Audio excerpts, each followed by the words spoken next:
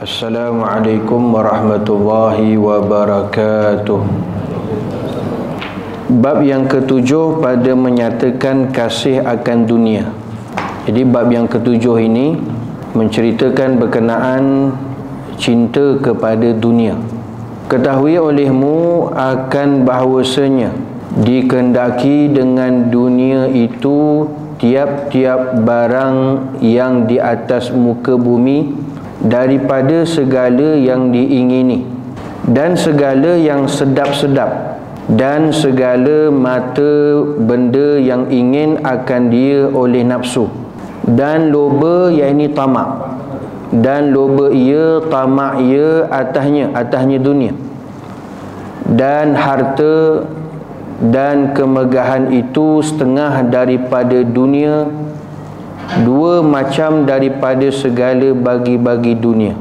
Kata Syekh Musannif rahimahullahu ta'ala pada menerangkan berkenaan apa yang dimaksudkan dengan dunia, maka kata Syekh Musannif rahimahullahu ta'ala, ketahuilah, bila kata suruh kita tahu bahawa ini perkara yang sangat penting, yang perlu kita ambil perhatian dalam proses pembersihan hati kita dalam berjalan menuju ke hadratillahi subhanahu wa ta'ala. Maka dalam proses untuk kita membersihkan hati kita, takhalli, kosongkan kita daripada segala penyakit-penyakit hati, dan kita nak hiaskan dengan sifat-sifat mahmudah supaya sampai kita ke hadratillahi subhanahu wa ta'ala yang hanya ada dalam batin hati kita, hanya ada Allah. Maka ini perlu ambil perhatian. Itu pada bab ini yang menceritakan berkenaan kasih kepada dunia, cinta kepada dunia, yang boleh mengakibatkan hati seseorang itu boleh rosak. Hati seseorang itu boleh kotor dengan sebab ada cinta kepada dunia, kasih akan dunia. Maka kata Syekh Musannif rahimahullahu ta'ala, yang dimaksudkan dengan dunia ni apa? Yang dimaksudkan dengan dunia, jangan kasih akan dunia, jangan cinta kepada dunia. Yang dimaksudkan dengan dunia ni apa? Iaitu tiap-tiap barang yang di atas muka bumi daripada segala yang diingini dan segala yang bersedap-sedap.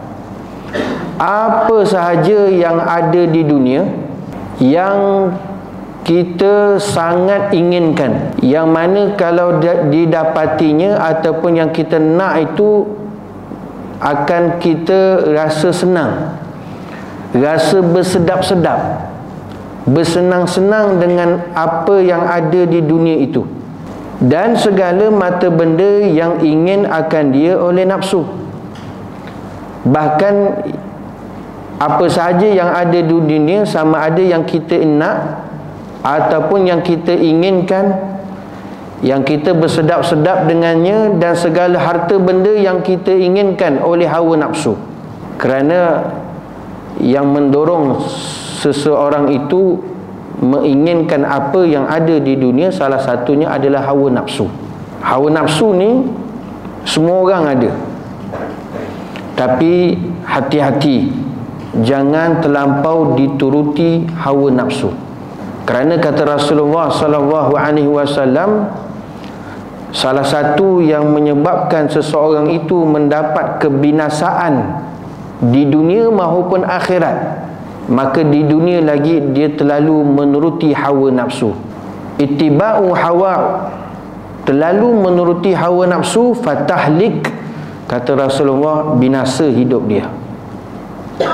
Sebab tu hati-hati dengan hawa nafsu. Hawa nafsu ni dia sentiasa mendorong menginginkan apa yang ada pada di dunia, maka hasil daripada hawa nafsu tersebut. Jadi apa segala yang diinginkan yang ada di atas dunia, itu yang dimaksudkan dengan dunia. Yang dia bersedap-sedap dengan apa yang ada pada dunia, itu juga yang dimaksudkan dengan dunia. Apa harta benda yang diinginkan, yang didorong oleh hawa nafsu, itu juga yang dimaksudkan dengan dunia. dan loba ia atasnya. Apa makna loba? Loba maknanya tamak. Bahkan dia rasa tamak nak dapatkan harta benda, apa yang ada atas dunia, dia rasa tamak. Dapat satu nak satu, dapat satu nak lagi. Itu dia rasa tamak. Maka bila ada rasa tamak dengan dunia, dengan harta, dengan pangkat, dengan jawatan, itu yang dimaksudkan dengan dunia. Dan harta, begitu juga dengan harta, dia rasa tamak, ingin kepada harta yang banyak. Itu termasuk kepada cinta kepada dunia, kasih akan dunia. Dan kemegahan, kemegahan itu setengah daripada dunia. Apa maksud kemegahan? Pengaruh. Dia nak dapat pengaruh, supaya ramai duk pengikut, pengaruhnya kuat. Maka itu termasuk daripada kasih cinta kepada dunia. Ini yang dimaksudkan dengan dunia. Maka jika ini salah satu ada bertapak dalam hati kita, bermakna kita sedang cinta kepada dunia. Kita sedang bercinta dengan dunia, suka kepada kemegahan, suka kepada pengaruh, suka kepada harta yang diinginkan, merasa tamak dengan apa yang dia ada, merasa nak lagi, dan bersedap-sedap dengan apa yang ada di dunia. Maka dia secara sedar tak sedar, dia sudah bercinta, kasih dengan dunia, kasih dengan dunia. Sebab itu Imam Ghazali rahimahullahu ta'ala menyatakan dalam kitab Minhajul Abidin, beliau menyatakan salah satu daripada halangan seseorang itu untuk dapat beribadah kepada Allah iaitu dunia. Dunia merupakan salah satu halangan seseorang itu untuk boleh terus beribadah, apatah lagi nak sampai ke hadratillah subhanahu wa ta'ala. Sebab tu penangan dunia ni dahsyat tuan-tuan. Kalau siapa yang kena, minta jauh, kerana boleh menyebabkan halangan dia untuk dia beribadah taat kepada Allah, apatah lagi nak usul sampai ke hadratillah subhanahu wa ta'ala. Sebab tu hati-hati dengan dunia, sebab kita duduk di atas dunia, berada di atas dunia. Maka ini satu cabaran, ujian bagi kita tuan-tuan, khususnya orang yang beriman kepada Allah, dalam proses untuk pembersihan hati dia. Benar-benar hanya ada Allah, tiada yang lain selain daripada Allah subhanahu wa ta'ala dalam hati dia. Tuan-tuan muslimin hadirin yang dirahmati Allah subhanahu wa ta'ala. Dan kemegahan itu setengah daripada dunia, dua macam daripada segala bagi-bagi dunia. Atau bahawasanya dunia itu tiap-tiap barang yang tiada memberi manfaat kemudian, iaitu selepas daripada mati. Jadi apa-apa sahaja yang tak berikan manfaat selepas kematian, itu dunia lah. Apa-apa sahaja tuan-tuan yang kita buat, yang kita suka, yang kita nak, yang tak memberikan manfaat selepas mati, itulah dunia. Artinya dia sudah dilamun cinta kepada dunia. Lepas tu kita kena muhasabah, refleksi. Apa yang kita dapat, apa yang kita perolehi, apa yang kita nak, apa yang kita inginkan hari ini, ada tak boleh mendatangkan manfaatnya selepas mati? Ada tak yang boleh kita manfaatkan selepas daripada mati? Sebab bila mati, sembahyang tak boleh, baca Quran tak boleh, zakat tak boleh, sedekah tak boleh, belajar pun tak boleh, segala amal ibadah semua tak boleh. Jadi apa yang boleh kita dapat selepas daripada mati? Maka apa yang kita lakukan atas dunia itu yang boleh kita bawa selepas daripada mati, kaitkan dengan akhirat, maka itu boleh menyatakan bahawasanya dia tidak terikat, tidak tergantung, tidak kasih kepada dunia. Termasuk kalau kita belajar ni, adakah kita ilmu yang kita dapat ni kemudian kita amalkan memberi manfaat tak selepas mati? Harta yang kita ada sekarang ni, adakah harta yang kita miliki hari ni adakah boleh memberikan manfaat selepas mati? Duit yang kita ada berkepuk-kepuk tu, simpan tu, boleh tak menjadikan manfaat untuk selepas kita mati? Sebab itu ulama menyatakan ini perlu kita muhasabah, ini perlu kita refleksi, ini perlu kita refleksi. Saya ingat apa kata-kata seorang ulama sufi. Dia kata apa, mu jangan simpan duit banyak-banyak dalam bank, tapi kita suka simpan duit banyak-banyak. Lagi pula sekarang canggih, dekat handset boleh tengok kan, sebelum tidur tengok duit ada berapa. Ada tuan-tuan, sebelum tidur tengok duit ada berapa. Oh, 80,000. Oh, tenang hidup. Tenang. Sekali tu mati tuan-tuan, habis. Relax tu. Siapa dapat? Orang yang selepas daripada kita, waris kita dapat. Adakah dapat manfaatkan yang 80,000 tu selepas kita mati tak? Nampak? Maka sebab itu kita kena perhatikan apa sahaja yang tak memberikan manfaat selepas mati, maka kena ubah tu. Pastikan apa yang kita miliki, apa yang kita ada mendatangkan manfaat selepas daripada kita mati. Tuan-tuan muslimin hadirin yang dirahmati Allah Subhanahu wa taala.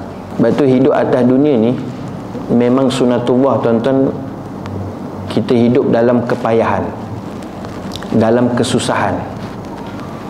Itu memang sunatullah. Jalan untuk satu orang nak sampai kepada Allah, jalan bagi orang yang hatinya bersih, maka dia tidak ada cinta kasih kepada dunia. Artinya tuan-tuan, dia dalam keadaan zahir pada pandangan manusia, dia tengok orang tu susah, dia tengok orang tu susah, tapi hakikatnya hatinya tenang, senang dengan Allah Subhanahu wa taala, bukan dunia. Bukan dunia. Tuan-tuan pernah pergi rumah Habib Ali hafizallahu taala, Batu Pahat, seorang wali min awliyaillah. Siapa pernah pergi? Haji pernah pergi dah? Siapa pernah pergi tuan-tuan rumah Habib Ali? Dah meninggal dah. Seorang wali min awliyaillah subhanahu wa ta'ala, Habib Ali bin Ja'far Al-Idrus rahimahullahu ta'ala. Kalau tuan-tuan pergi sampai rumah dia tu, tak percaya. Seorang orang alim, wara', salih, lagi wali, kekasih Allah Subhanahu wa taala. Menangis kita boleh tengok tuan-tuan rumah ni. Sangat kecil, uzur, sempit, tetapi itu pada pandangan manusia dia tengok susah, tapi hidupnya senang dan tenang kerana dia sentiasa bersama Allah, bukan bersama dunia. Kita beranggapan kita ada dunia, ada harta, ada pangkat, ada jawatan, senang, tenang. Tak tuan-tuan. Itu pada pemikiran kita, pada logikal kita. Tak, hakikatnya tak. Senang, tenang hanya kita bersama Allah Subhanahu wa ta'ala. Hidup atas dunia memang sebagai sunatullah dalam keadaan kesusahan. Sebab tu Ibnu Mas'ud radhiyallahu ta'ala anhu menyatakan, ad-dunya kullaha humum. Dunia ni semuanya susah. Nak belajar, nak dapat ilmu pun susah. Kena cari, kena usaha, kena hadir, kena datang. Susah tuan-tuan. Memang dunia ni, kalau kita susah, hidup atas dunia susah, itu memanglah sunatullah, hidup atas dunia susah. Hidup akan dunia ni bukan tempat bersenang tuan-tuan, tak. Dunia bukan tempat mendapat kerehatan, mendapat bahagia, tak, bukan. Dunia bukan tempat tu. Bukan tempat kerehatan, bukan tempat kebahagiaan, bukan tempat kesenangan, tidak. Sebab itu kata ulama, dua perkara yang tak dapat dalam dunia. Dua perkara yang tak dapat dalam dunia. Apa dia?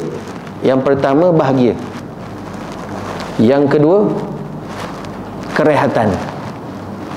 Kalau siapa yang dia rasa dia hidup atas dunia, dia dapat bahagia dan dia dapat kerehatan, salah jalan tu tuan-tuan. Jalan yang salah. Alhamdulillah Ustaz, rehat, senang je sekarang. Santing tu tuan-tuan. Dunia ni tempat berpenat. Dunia ta'am. Dunia ni tempat berpenat. Dalam penat kita beribadah kepada Allah Subhanahu wa taala, dalam penat kita nak meraih mardatillah, redanya Allah Subhanahu wa taala. Kerana maksud hidup atas dunia perlu kita capai. Ilahi antal maksudi, engkaulah ya Allah maksud hidup aku. Tiada yang lain. Bukan maksud hidup kita dunia, pangkat, jawatan, duit, harta, tidak. Tidak sama sekali. Ilahi antal maksudi, engkaulah ya Allah maksud hidup aku. Jangan berganjak, jangan beralih, jangan berubah hati batin kita. Hanya Allah maksud hidup kita. Wa ridaka matlubi, dan hanya redha Allah Subhanahu wa taala yang kita tuntut. Jangan tuntut dunia, jangan tuntut apa habuan sekalipun, apa pangkat, jawatan, harta, jangan tuntut. Kerana apa yang kita tuntut adalah redanya Allah Subhanahu wa taala. Jadi untuk capai maksud kita hidup atas dunia ini, dan untuk dapat meraih redha daripada Allah, kena berpenat tuan-tuan. Bukan atas kerehatan, senang-senang. Ni jalan-jalan salah satu nak dapat redha Allah. Berpenat, kerja siang, malam nak ngaji, nak belajar. Lepas maghrib duduk majlis ilmu lagi, lepas isyak ada lagi majlis ilmu. Penat. Lepas tu kita faham ada yang tidur tu, kita tak apa, tak jadi hal tuan-tuan. Jangan risau, saya tak marah. Saya tak tanya tuan-tuan, tidurlah. Sebab memang penat. Memang tempat berpenat. Cuma jangan dengkur sudahlah.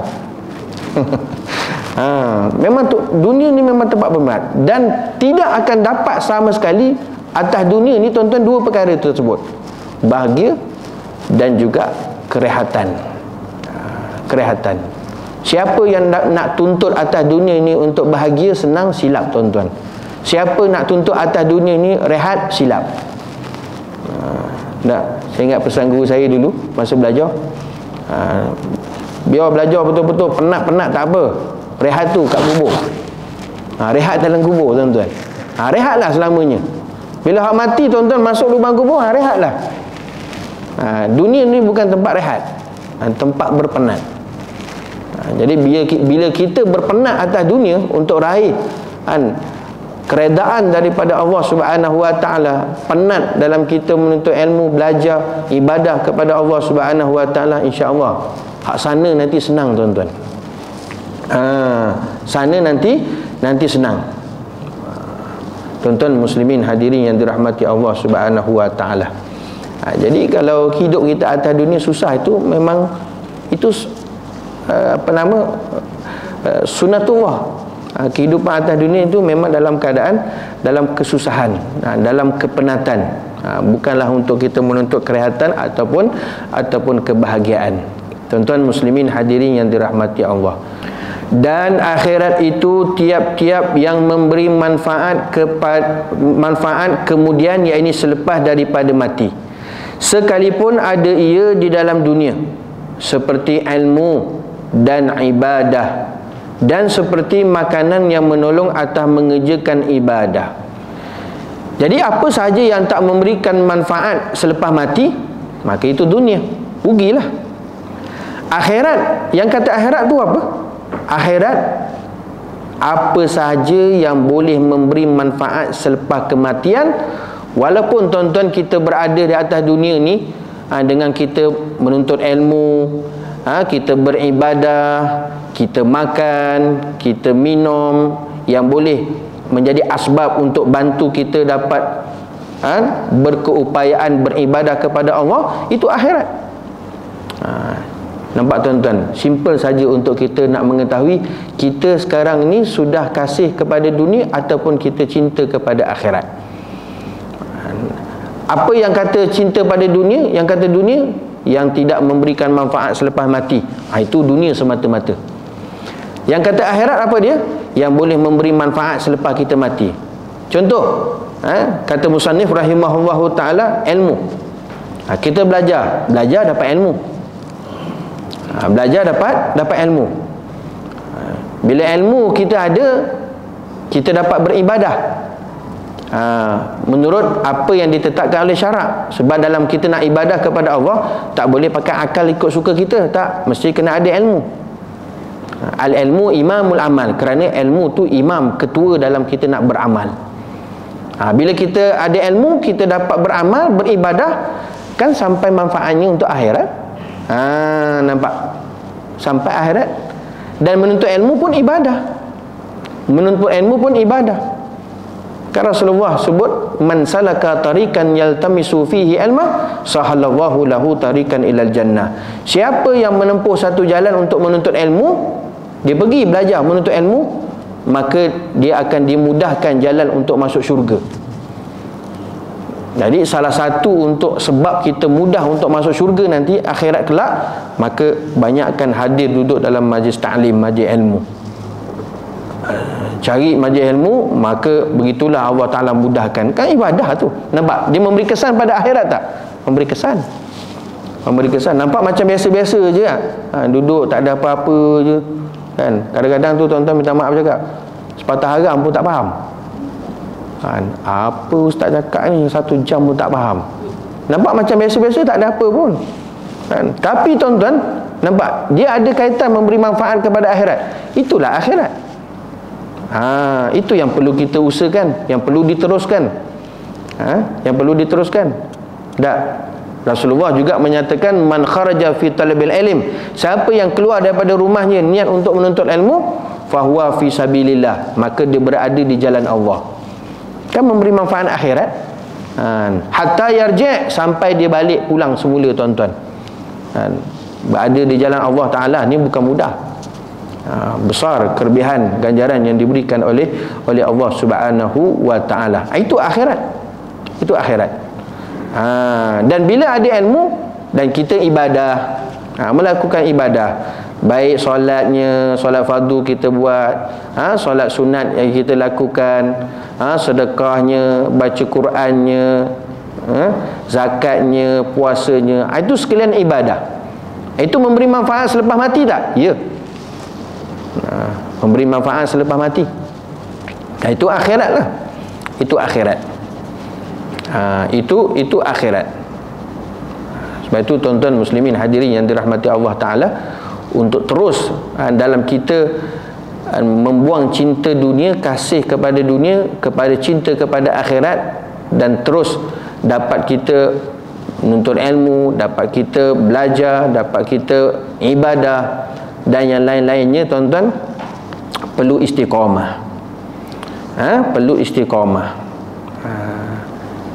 Hasil daripada istiqamah itu adalah lebih baik daripada 1000 karamah. 1000 karamah. Orang ada karamah macam-macam tuan-tuan, keramat, tapi dia amal ibadah dia tidak istiqamah, maka tak ada nilai. Tapi kalau satu amalan tu dia istiqamah, maka itu lebih baik daripada 1000 karamah. 1000 karamah. Yang penting istiqamah. Nak dapat istiqamah ni tuan-tuan, perlu dapat lazat dia, manisnya dalam beribadah kepada Allah Subhanahu wa Ta'ala. Nak dapat lazat manis beribadah kepada Allah, hati kena bersih. Hati kena bersih. Tiada apa yang lain tuan-tuan yang kita nak melainkan Allah Subhanahu wa Ta'ala. Kalau ada yang lain, cepat-cepat istighfar. Cepat-cepat istighfar. Cepat-cepat istighfar. Hati kena bersih. Bila hati bersih tuan-tuan, dengan dengan zikrullah yang kita amalkan, maka itu yang Allah Ta'ala limpahkan nur cahaya dalam hatinya, barulah datang lazat manis, dan insya-Allah terus istiqamah dalam melakukan ibadah kepada Allah Subhanahu wa Ta'ala. Dan nur yang paling kuat tuan-tuan, nur yang paling kuat Allah Ta'ala pancarkan dalam hati sanubari seseorang itu, iaitu tak lain dan tak bukan adalah selawat atas Nabi SAW. Banyakkan selawat kepada Nabi SAW.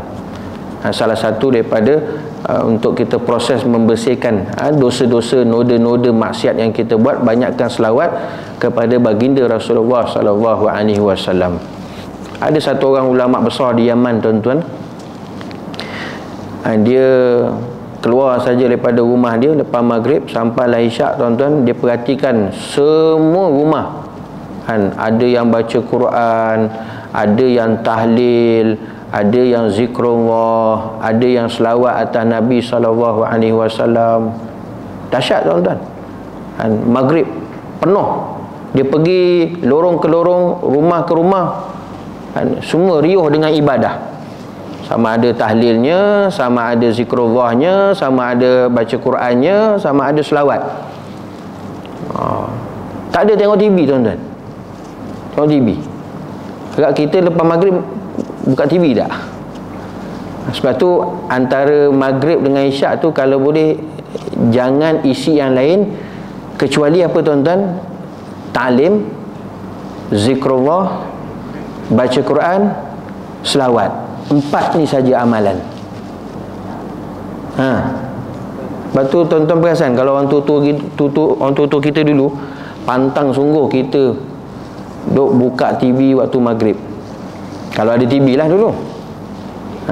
Pantang sungguh tuan-tuan. Dia sebut apa? Ngaji. Ngaji tuan-tuan. Ngaji, tak ngaji aku sebat kau.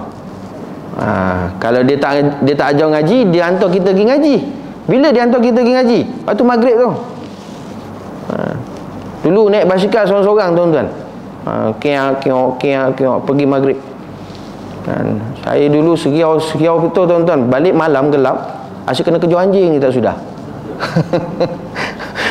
Nampak? Pantang dia tuan-tuan orang tua maghrib tengok TV. Tak ada can langsung lah. Kita hari ni kesian, bukan bagi tengok TV, bagi tengok YouTube lagi. Maghrib jangan tuan-tuan, jangan yang lain kecuali 4 je ni. Tak baca Quran, zikrullah. Tak zikrullah, duduk dalam majlis ta'lim, kuliah maghrib. Tak duduk dalam majlis ta'lim, solat. Itu saja. Dapat 4 sekali silakan. Tak dapat salah satu. Duduk dalam majlis kuliah maghrib, majlis ta'lim lah. Itu pun dah okey dah. Kalau tak ada kuliah maghrib, majlis ta'lim, banyakkan zikir, selawat. Kalau tak tuan-tuan, banyakkan baca Quran.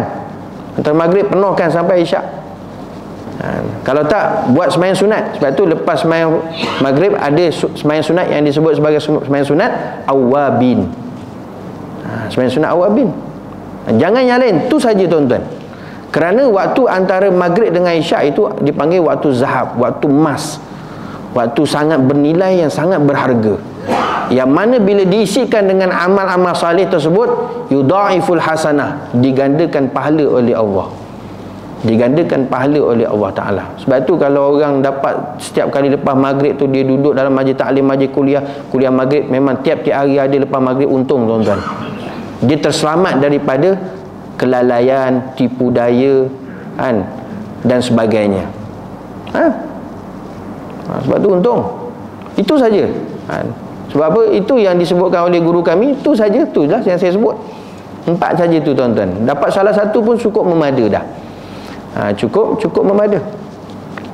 Jadi orang ulama besar ni, dia keluar daripada rumah daripada maghrib sampai isyak tuan-tuan, dia pergi lorong ke lorong, rumah ke rumah, semua. Sama ada yang tahlil, yang baca Quran, yang selawat, yang solat sunat.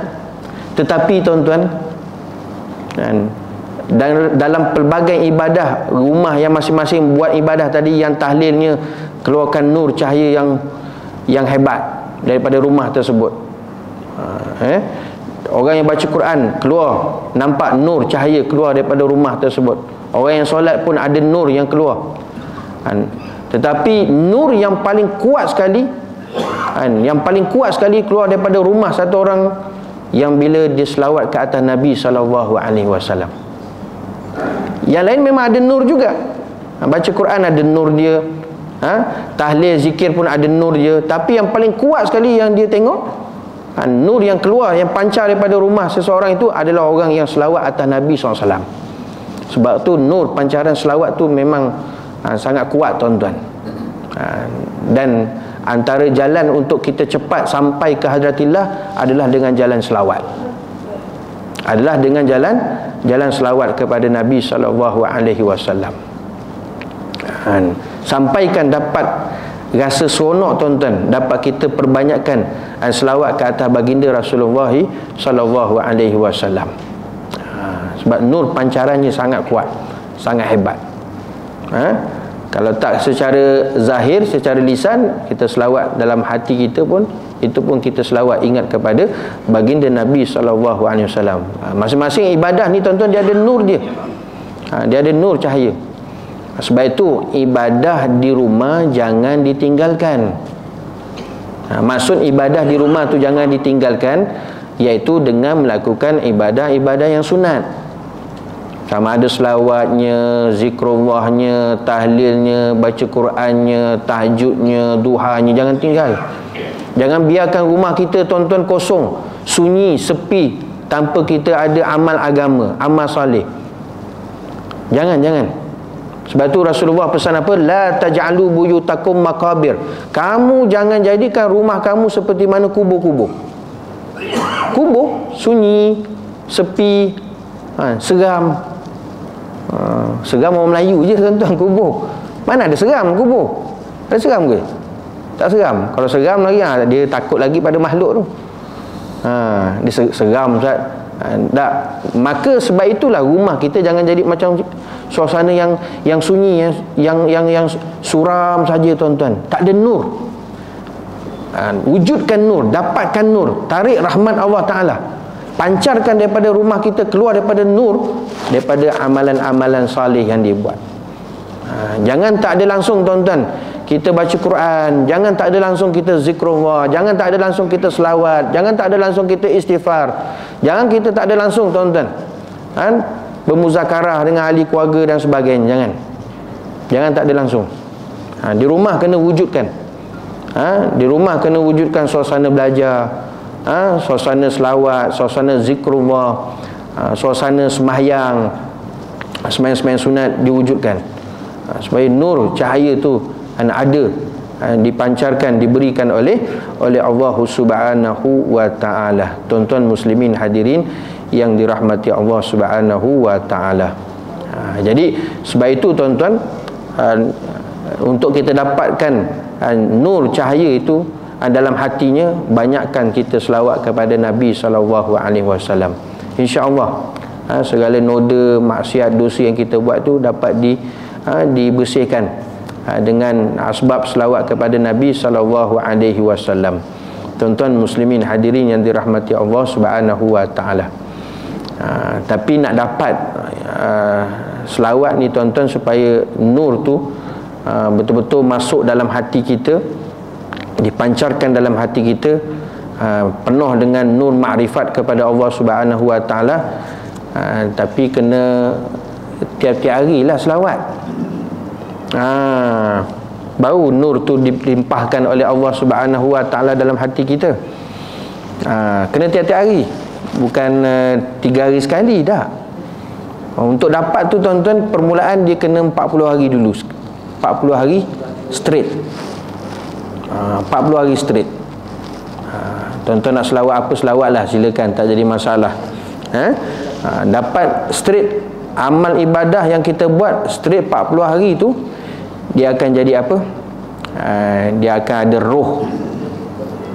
Dia akan ada roh, dia akan ada jadi darah daging.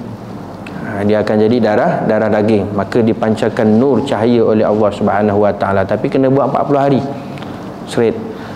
Kerana Nabi SAW berkhalwat dengan Allah Subhanahu Wa Taala selama 40 hari.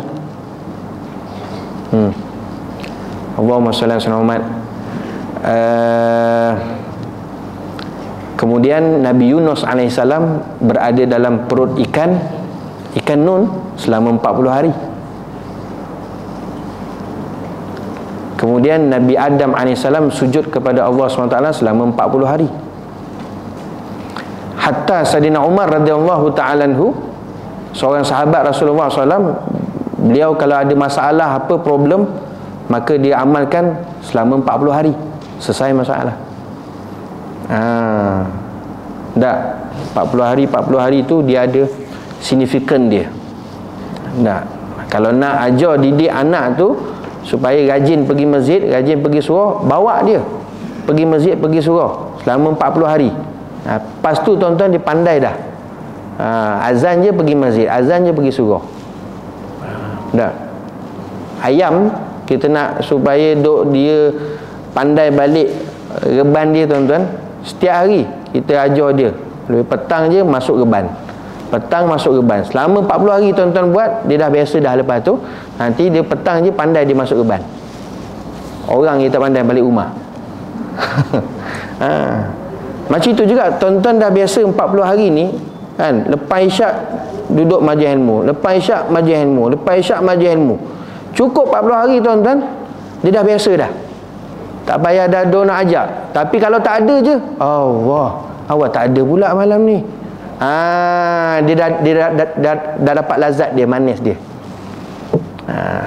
Sama ada yang baik maupun yang buruk, dia buat berturut-turut 40 hari, maka dia ada impak, dia kesan.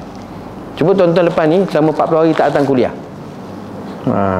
Esok tak datang, lusa tak datang, selama 40 hari tuan. Lepas tu orang duk ajak, pergilah. Saya rasa dah tak sedap lah pula nak pergi kuliah. Dia rasa tawar dah. Dia rasa tawar. Sembahyang duha 40 hari dia buat berturut-turut. Lepas 40 hari tuan-tuan automatik pukul 10 dia sembahyang duha, pukul 10 dia duha, pukul 10 duha. Tak dapat sembahyang duha tuan-tuan, ya Allah, sedihnya. Sebab dia dah jadi darah daging, dah dapat lazat dia. Lazat dia. Gitulah tuan-tuan, mana-mana amalan tu nak supaya dia membekas dan Allahumma salli ala Muhammad, dia mendatangkan lazat manis menjadi darah daging, amalan dia 40 hari berturut-turut. Sebab tu dalam hadis Rasulullah SAW menyatakan, man sallal fajar, ataupun dalam dalam riwayat yang lain, barang siapa yang solat selama 40 hari, arba'in, selama 40 hari bersama imam, ma'al imam, takbiratul ula, maka dia mendapat bara'atani, 2 pelepasan. Barang siapa yang bersama-sama imam takbiratul ula selama 40 hari berturut-turut, maka dia dapat 2 pelepasan. Bara'atun minan nifaq wa bara'atun minan nar. Pelepasannya apa? Dia pertama, di dunia Allah Ta'ala bebaskan, lepaskan dia daripada sifat munafik. Yang kedua, akhirat dia dibebaskan, dilepaskan daripada api neraka Allah Subhanahu Wa Ta'ala. Nampak? Nabi sebut apa? Arba'ina yauman, 40 hari. 40 hari. Jadi mana-mana amalan hak dia buat 40 hari tu, maka dia akan menjadi darah daging nanti, yang akan datang lazat dan manisnya. Sebab itulah tuan-tuan, untuk selawat, untuk dapat nur pancaran dalam hati kita, dibersihkan hati kita dengan selawat tu, kena selawat dulu 40 hari berturut-turut, sampai rasa seronok, lazat, manis dalam kita selawat kepada Nabi SAW. Tak, orang yang selawat pada Nabi tu, kita bukan selawat pada Nabi. Nabi yang ingat pada kita. Nabi yang nak kita dia ingat pada Nabi. Bukan Nabi mengharapkan kita duk ingat pada Nabi. Tak. Orang yang selawat duk ingat pada Nabi, Nabi tu ingat pada dia lah. Dia tak selawat, dia tak ingat pada Nabi, maka Nabi tak ingat pada dia. Gitu je. Macam rasa macam tak ada apa-apa tak? Macam tak ada apa-apa, kita tak selawat, tak ada apa-apa tak? Maknanya Nabi lupa kita. Nabi lupa kita. Sebab tu hebatnya jalan selawat ni tuan-tuan, dia boleh membukakan nur makrifat kita dalam hati kita kepada Allah Subhanahu Wa Ta'ala. Jadi dia memberi manfaat tak akhirat? Ya. maka hilanglah cinta kasih kepada dunia. Dan seperti makanan yang mendorong atas pekerjaan ibadah. Jadi kita makan sekadar boleh dapat membantu mengerjakan ibadah, itu pun sudah memada dah. Itu pun sudah memada, cukup dah. Kita makan sekadar berikan kita tenaga, dapat bangun malam qiyamul lail, tahajud, ibadah, mengaji dan sebagainya, itu cukup memada dah. Tidak berlebihan. Sebab itu Imam Syafi'i rahimahullahu ta'ala, dia ingatkan kita tentang dunia, tuan-tuan. Apa kata dia? Wa may yazukkid dunya fa inni ta'imtuha wasiqa ilaina azbuha wa azabuha. Siapa yang ingin merasakan dunia, sesungguhnya aku pernah merasakannya. Pernah dialirkan untuk kami kesenangan dunia, juga penderitaannya dunia. Kalau nak rasa tentang sedapnya dunia, tuan-tuan, ulama-ulama dulu dah dapat dah rasanya dunia. Tapi dia nak tak? Tak. Maka itu bukan matlamat kehidupan yang kita nak pada dunia itu, bersenang-senang ataupun menginginkan kerehatan pada dunia. Tidak. Dan bahawasanya kasih akan dunia itu kelakuan yang dicela oleh syarak. Rupanya, tuan-tuan, cinta kasih dunia ni merupakan amalan perbuatan yang dicela, yang dihina, yang dicela. Cinta kepada dunia sifat yang dicela oleh syarak. Tak, syarak mencela orang yang cinta kasih kepada dunia. Dan adalah ia kasih kepada dunia kepala bagi segala kesalahan. Allah, rupanya punca kepada segala dosa, maksiat, kesalahan adalah dengan sebab kita duk ambil kepalanya. Apa dia? Kasih cinta kepada dunia. Kerana kasih cinta kepada dunia punca utama, tu masuk kepala kat situ. Punca utama kepada seseorang itu menyebabkan jatuh kepada dosa, maksiat dan kesalahan dan sebagainya, itu dengan disebabkan dia dalam hati dia ada kasih dan cinta kepada dunia.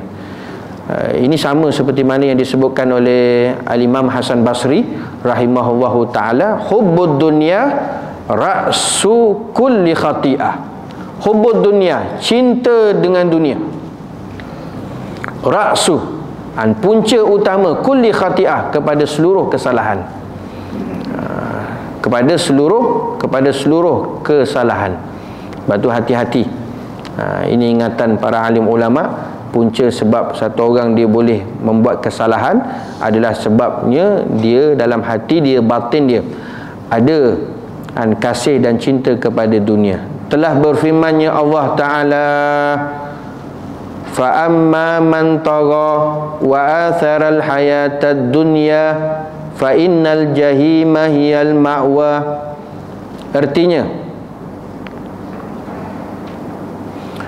Artinya maka adapun mereka yang melampaui akan yang harus kepada yang haram dan memilih ia akan hidup dunia dengan mengikut keinginan yang diharamkan, maka bahawasanya api neraka Jahannam itu tempat kediamannya. Na'udzubillah. Jadi Allah Ta'ala menyatakan orang yang melampaui batas, fa'amma man tagha, orang yang melampaui, yakni perbuatannya menderhaka. Sebab tu dalam kehidupan kita tak boleh berlebih-lebihan. Makan jangan lebih-lebih, harta pun jangan lebih-lebih.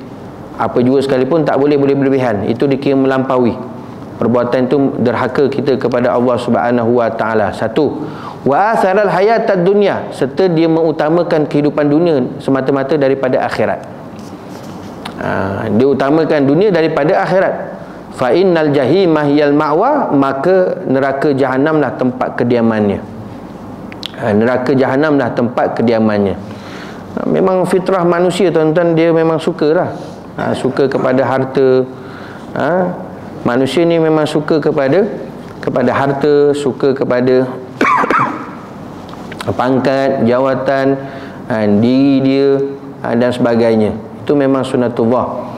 Maka sebab itu ini ingatan, ancaman daripada Allah Subhanahu wa ta'ala. Kesan orang yang kasih dan cinta kepada dunia, akhirat nanti tempat dia tak lain dan tak bukan di dalam neraka Allah Subhanahu wa taala. Dan sabda Nabi SAW, apa kata Nabi SAW? Lau kanatid dunya ta'dilu indallah janaha ba'udatin ma saqa kafirun minha syurbatan ma. Kata Rasulullah SAW, lau kanatid dunya, jika ada dunia itu, ta'dilu indallah, menyamai pada sisi Allah Ta'ala, janaha ba'udah, sebelah sayap nyamuk, masaka kafirun, masaka kafirun minha syurbatan ma, minha syurbatan ma, nescaya tiada memberi minum ia akan kafir daripada sekali minum air. Tuan-tuan punya baris tu ada baris tak? Kafiran ke kafirun? Kalau yang tepatnya kafiran, kafiran. Kalau kafirun kedudukannya pun dah lain juga tu. Tapi kalau ikutkan yang tepat kafiran lah, ala sawab. Itu kaedah nahu lah. Tapi tak apa, tak masalah. Ini hadis daripada Sahal bin Sa'ad radhiyallahu ta'ala anhu. Nabi kata apa? Sekiranya nilai dunia ni menyamai sebelah sayap nyamuk. Tuan-tuan bayangkan, diberikan satu nilaian dunia ni, sekiranya dunia ni ada nilai di sisi Allah Ta'ala sebelah kepak nyamuk, bukan dua belah, sebelah aja, nescaya Allah Ta'ala tak beri langsung tuan-tuan minum kepada orang kafir walaupun seteguk air sekalipun. Ni orang kafir dapat tak minum air? Minum, bukan seteguk. Bergetung-getung tuan-tuan. Nampak? Dia minum, dapat minum banyak tu. Artinya apa? Artinya dunia ni ada nilai tak di sisi Allah? Tak ada. Kalau ada nilai walaupun sebelah kepak nyamuk, mana saja orang kafir pun tak dapat minum air. Nampak? Betapa dunia ni tak ada nilai di sisi Allah Subhanahu wa taala. Ad-dunya mal'un. Dunia tu dilaknat oleh Allah Subhanahu wa taala. Sebab tu jangan sampai hati kita ni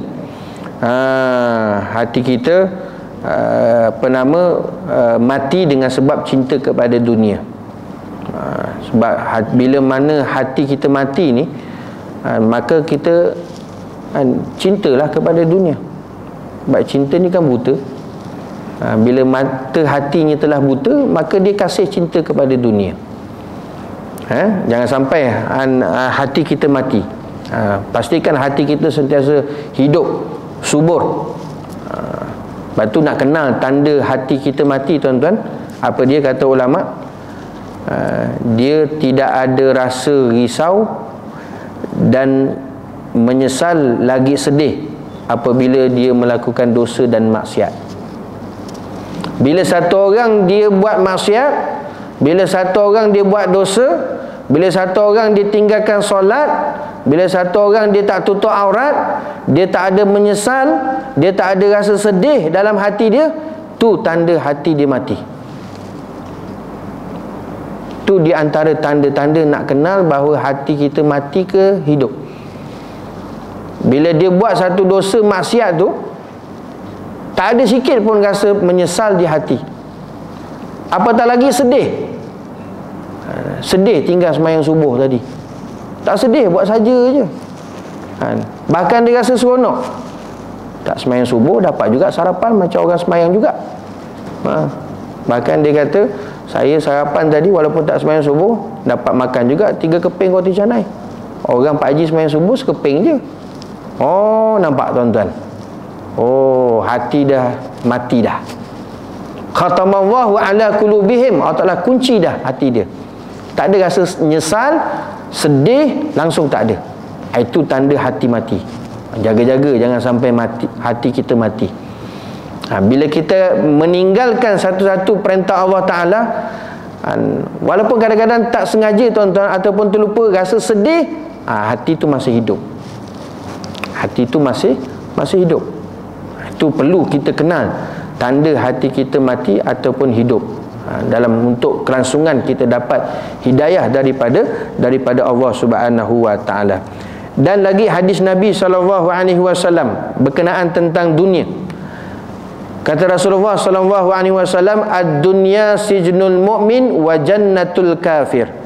Artinya bermula dunia itu penjara bagi orang beriman dan syurga bagi orang yang kafir. Jadi ini pesanan Rasulullah SAW berkenaan tentang dunia. Dunia ini rupanya penjara bagi orang mukmin, orang beriman. Penjara ni tuan-tuan, dia kehidupan dia terhad. Tak boleh suka-suka nak pergi sana sini pun tak boleh. Keadaan lingkungan itu yang tempat dia dibenarkan duduk di dalam penjara, itulah kecil je tuan-tuan. Tak boleh nak ke depan sangat, kiri sangat, tak boleh nak ke mana-mana. Kehidupan penjara. Begitulah dunia ni, kita kena rasa seperti mana kehidupan kita atas dunia ni seperti mana penjara bagi orang mukmin. Penjara terhad tuan-tuan, sentiasa mengharapkan bantuan pertolongan. Maka kehidupan kita sentiasa mengharapkan bantuan pertolongan Allah Subhanahu wa taala, jangan yang lain, sebab kita berada dalam penjara. Tak bebas tuan-tuan, tak bebas. Kehidupan orang mukmin atas dunia dia tak bebas. Tak boleh nak buat dia sesuka hati dia, kerana ada kita terkait dengan perkara yang ditetapkan oleh Allah, yang namanya halal, yang namanya haram. Bukan boleh semua papah kita boleh buat. Dah ada yang ni tak boleh, haram. Ini halal. Maka kita ibarat penjara, hidup atas dunia, tak boleh suka-suka. Siapa pernah masuk penjara dia tahu. Tak? Tuan-tuan tak pernah masuk penjara? Tak pernah. Saya satu hari itu dijemput ceramah Maulidur Rasul. Rasa penjara yang terbesar di Malaysia, di Keluang, Sempang Renggam, dan satu-satunya penjara yang ada program tahfiz di Malaysia. Ya. Saya tanya penghuni penjara tu, dah berapa juzuk hafal? Ada yang dah 5, ada yang dah 8, ada yang dah 10. Orang duduk dalam penjara dah hafal 10 juzuk. Kita luar penjara tak apa-apa lagi. Dahsyat. Dia penjara besar tuan-tuan, penjara dia. Saya dijemput tu untuk ceramah. Masa sampai saja tuan-tuan, dia cek dulu. Minta maaf Ustaz, saya cek dulu. Saya kata saya bukan banduan. Jadi tuan-tuan jemput saya. Tak apa Ustaz, kita ikut prosedur lah. Cek semua. Kalau lah tuan-tuan dah prosedur. Minta maaf Ustaz, handset saya ambil, bil duit saya ambil, kunci saya ambil. Wah, dah macam banduan lah pula. Tak boleh, baru masuk. Tak boleh Ustaz, tak boleh. Nanti dah habis ceramah, nanti baru keluar, nanti baru boleh ambil. Apa kita aku? Itu bukan banduan tuan-tuan. Itu pun rasa dah macam duduk dalam penjara dah. Cuma tak boleh dah ni. Masuk tu pun diiring. Depan, belakang, kiri, kanan, sampai tempat tu. Ustaz duduk sini je, jangan pergi mana-mana tak boleh. Macam banduan dah pula. Yang banduan depan saya ceramah tu ramai tuan-tuan, ramai, penuh satu dewan ni, pun tak boleh pergi mana-mana. Duduk je situ tuan-tuan. Kalau nak pergi buang air pun ada syarat dia. Ada syarat dia dan sebagainya. Salah seorang saya jumpa ketika masa ceramah masa tu, seorang penyanyi terkenal. Tuan-tuan kenal lah, yang tahun 70-an 80-an terkenal. Saya tak nak sebut nama dia, nanti aib pula kan. Masa tu saya tanya dia, dah berapa lama dah kat sini? Dia kata tahun akhir. Depan ni graduate lah Ustaz. Graduate. Saya tanya dah berapa juzuk hafal? Masa tu kalau tak silap saya, dia kata dah 8 juzuk. Kata Masya Allah, Tabarakallah. Tuan-tuan kenal orang dia. Masya Allah, hebat. Tapi saya kata macam mana? Taubatlah Ustaz. Tak mau lagi. Dah taubatlah Saya kata inilah saya kali pertama masuk penjara, saya tak mau masuk lagi. Dia kata. Dan saya pun kata dijemput ni, rasa saya rasa saya tak mau masuk lagi rasa. payah, susah dan sebagainya. Itu kehidupan penjara, nak kata bahawa memang tak boleh suka-suka kita. Itu pun saya rasa nak cepat je habiskan ceramah, cepat nak balik tuan-tuan. Keadaannya begitu. Gitulah sepatutnya kena rasai sebagai seorang mukmin. Hidup atas dunia ni sebagai sijnun. Kita terikat dengan hukum hakam Allah Subhanahu Wa Taala. Bila mana kita dapat patuh, kita dapat akur dengan ketetapan yang Allah Taala buat kehidupan atas dunia, itu baguslah. Itu bagus. Kerana apa? Kerana dunia ni jannatul kafir, syurga bagi orang kafir. Jangan kita anggap dunia ni syurga bagi kita. Jangan. Sebab kata Rasulullah, dunia ni syurga bagi orang kafir, penjara bagi orang mukmin. Maka kita jadikan dunia ni sebagai penjara, tuan-tuan. Kita betul-betul taat kepada perintah Allah Subhanahu Wa Taala. Akhirat nanti Allah Taala bebaskan kita, maka kita sebebas-bebasnya hiduplah dalam syurga Allah Subhanahu Wa Taala selama-lamanya. Tuan-tuan muslimin hadirin yang dirahmati Allah Subhanahu Wa Taala. Dan akhirnya dalam satu hadis Nabi SAW yang lain, kata Rasulullah, ad-dunya mal'unah, al-dunya mal'unah wal mal'un ma fiha illa zikrullah wa ma walahu wa aliman wa muta'alliman. Artinya dunia itu ditinggalkan, dunia itu ditinggalkan akan dia dan dijauhkan akan dia, dan ditinggalkan dan dijauhkan barang yang di dalamnya dunia, melainkan zikrullah, orang yang ingat kepada Allah. Dan barang siapa kasih Allah Ta'ala akan dia daripada segala taat, dan orang yang alim dan yang belajar ilmu. Hadis riwayat Ibnu Majah. Ini satu lagi hadis Rasulullah SAW menyatakan tentang celanya cinta kepada dunia. Dunia mal'unah, kata Rasulullah, dunia itu ditinggalkan.